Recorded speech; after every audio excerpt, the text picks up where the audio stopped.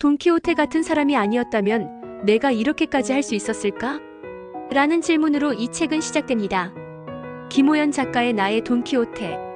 제목 속 이름만으로도 우리의 호기심을 자극하는 이 책은 단순히 스페인의 기사를 이야기하는 것이 아니라 현대를 살아가는 우리 곁에 돈키호테에 대해 말하고 있습니다. 줄거리는 간단하면서도 강렬합니다. 이 책의 주인공은 자신의 삶에서 돈키호테와 같은 대상을 발견하고 그와 함께 인생이라는 거대한 풍차를 향해 걸어갑니다. 명확한 삶의 목적을 찾지 못한 채 방황하던 인물이 우연히 만난 한 사람이 바로 그의 인생을 바꾸는 돈키호테가 됩니다. 이 돈키호테는 세상의 논리에 맞지 않는 행동을 하지만 오히려 그러한 모습 속에서 진정한 용기와 순수함을 보여줍니다.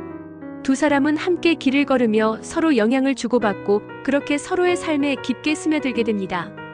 이야기가 진행될수록 독자들은 그들의 여정을 통해 무엇이 중요한지, 무엇이 진정으로 인간다움을 이루는지 생각하게 됩니다.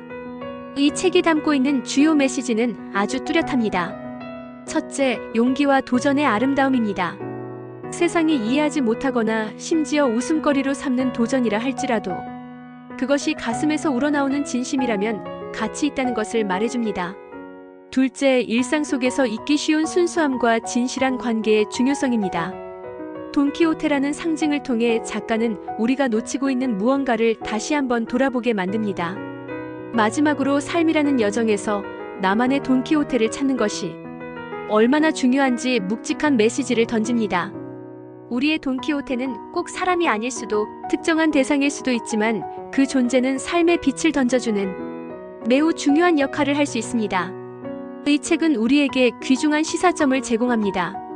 세상의 기준에서 벗어난 생각이나 행동이 반드시 무의미한 것이 아니라는 점, 그리고 그러한 사람들이야말로 우리 사회를 풍요롭게 한다는 메시지는 우리의 시각을 더 넓고 따뜻하게 만들어줍니다. 또 단순하고 반복적인 일상에서 벗어나 새로운 시도를 두려워하지 않도록 용기를 북돋아줍니다. 이것은 개인적인 성장뿐만 아니라 사람들과의 관계에서도 중요한 교훈이 됩니다. 나의 돈키호테를 읽고 많은 독자들은 이제야 나의 돈키호테를 찾을 시간이구나라는 생각을 하게 되었다고 말합니다. 또 일부는 과거에 그들에게 큰 영향을 미쳤던 사람을 떠올리며 그때의 따뜻했던 기억에 적기도 합니다. 어떤 이들에게는 돈키호테의 행동이 너무 비현실적으로 보일 수 있지만 그런 시선조차 결국 우리가 잃어버린 감정이나 열정을 되찾게 하는 거울이 된다는 평가도 많습니다. 여러분은 어떠신가요? 혹시 여러분 삶에는 이미 돈키호테 같은 사람이 있나요?